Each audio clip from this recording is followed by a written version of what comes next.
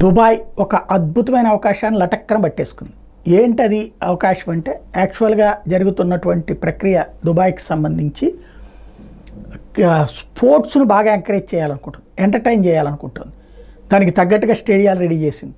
ఇప్పుడు క్రికెట్ మ్యాచ్లు కూడా అక్కడే బోల్డ్ అన్ని రాయితీలు ఇచ్చి మరీ చేర్చుకుంటుంది. అలవాటైపోయాక అక్కడ నిదానంగా భవిష్యత్తులో భారీ ఛార్జీలు వసూలు చేసుకోవచ్చు. దానివల్ల వాళ్ళకి టూరిజం ఇన్కమ్ వస్తుంది. ప్లస్ అక్కడ ఆతిథ్య రంగంలో హోటళ్ళు గేటళ్ళు అన్నీ సక్సెస్ఫుల్గా నడుస్తాయి.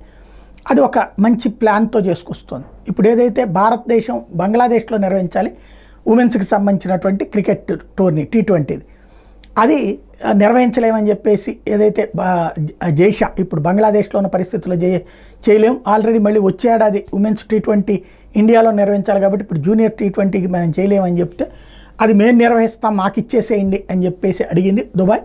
దీంతో ఇంటర్నేషనల్ క్రికెట్ కౌన్సిల్ ఇవ్వడానికి రంగం సిద్ధం చేస్తుంది. తద్వారా దుబాయ్ మరొక పెద్ద ఈవెంట్ నడవబోతోంది.